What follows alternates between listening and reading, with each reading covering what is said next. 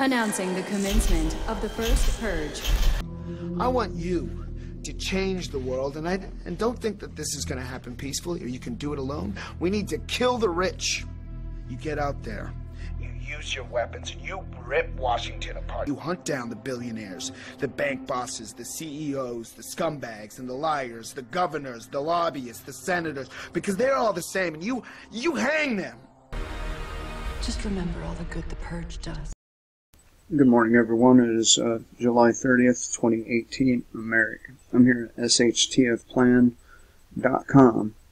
Wild and unprecedented price fluctuations are causing financial chaos for U.S. businesses. This comes from Michael Schneider at the Economic Collapse blog.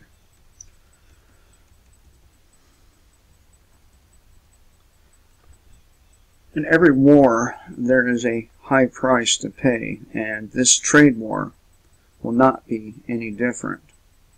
The normal flow of goods and services around the globe is being severely disrupted, and even though this trade war has barely just begun, it is already having an enormous impact on the U.S. economy.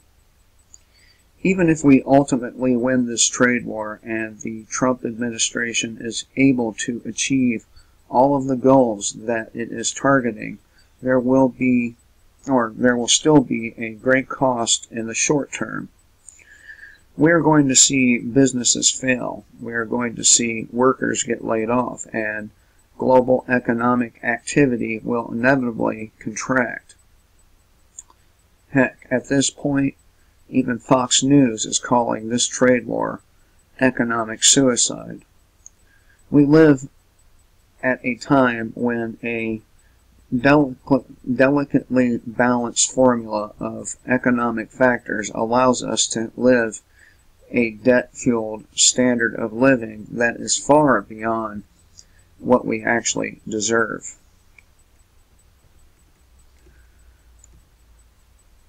Now we are messing with that formula, and the consequences are likely to be far more severe than most Americans are anticipating. Let's start by talking about steel and aluminum. One of the chief goals of the tariffs was to help the steel and aluminum industries, and thanks to those tariffs, we have seen the price of U.S. steel rise 36% since the beginning of 2008. Now, there was a time, like 5, 6, 7 years ago, where a guy with a truck could go around and collect metal and make a decent amount of money.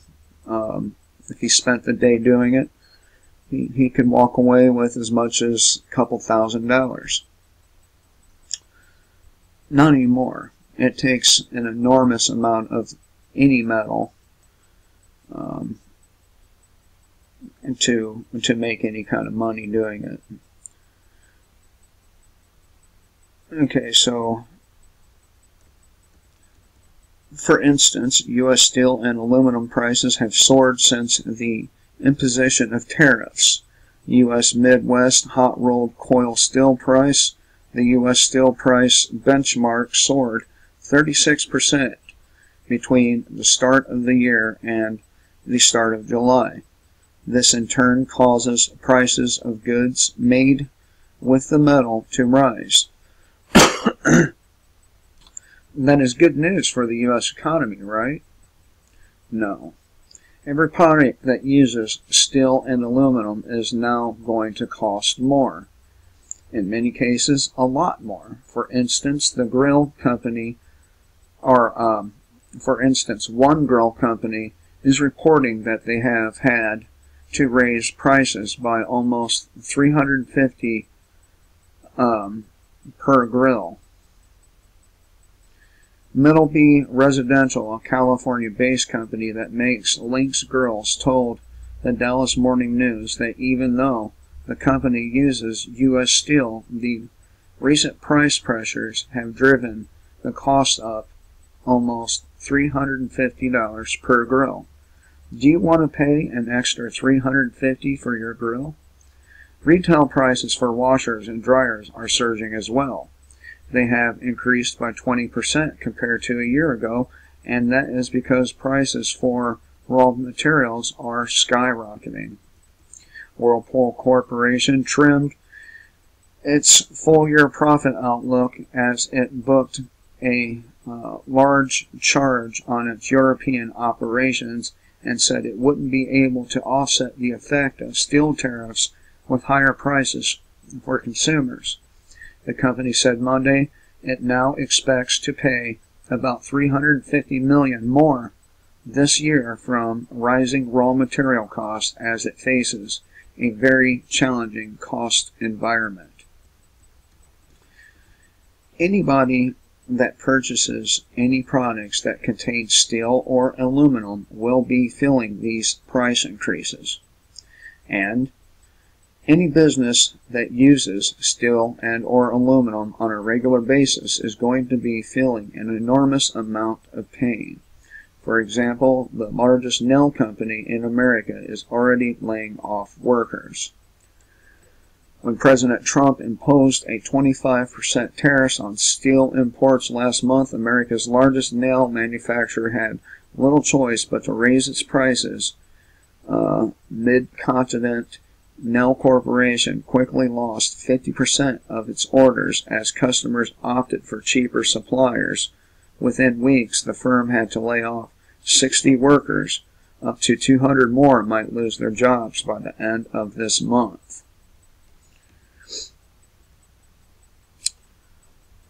All over the country, companies are going to be forced to be either raise prices, fire workers, or move production facilities out of the United States.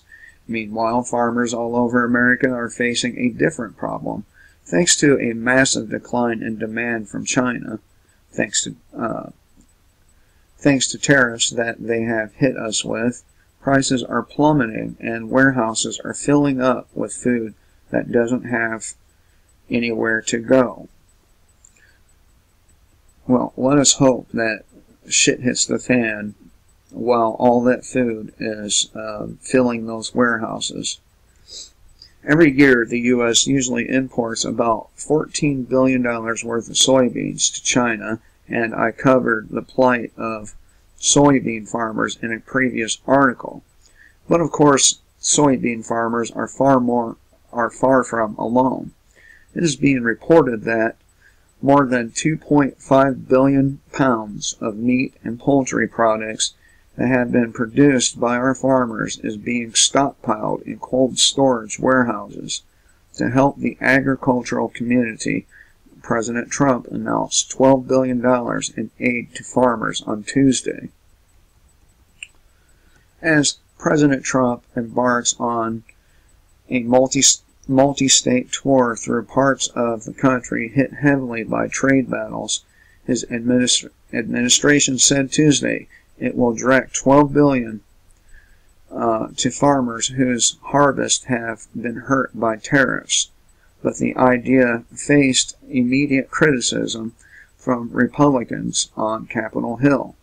Responding to farm groups and the Republican discontent, administration officials said they have been working since April on a short-term plan to shore up slipping prices for soybeans, pork, and other crops hit with retaliatory tariffs from China.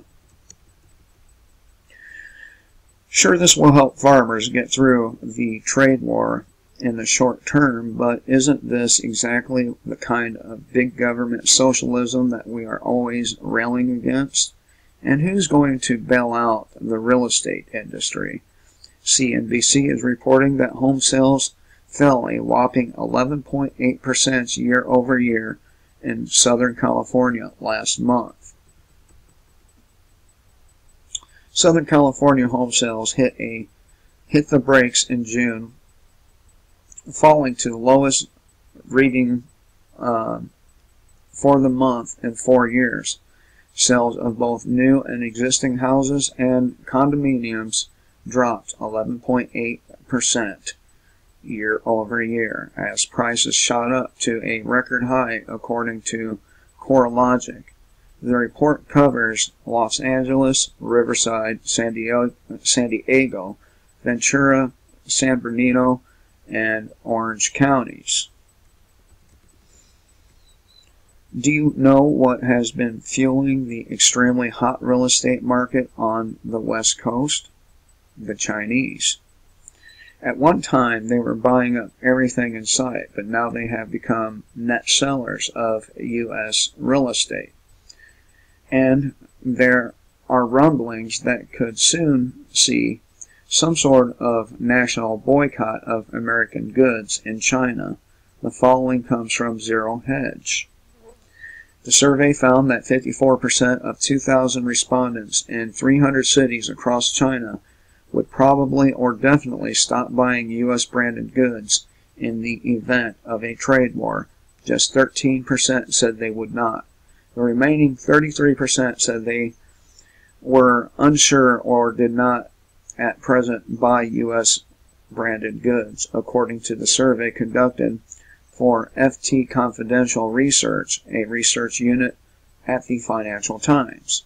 The survey was carried out between June 27th and July 10th, mostly before the U.S. imposed 25% tariffs on 34 billion of Chinese goods on July 6. The move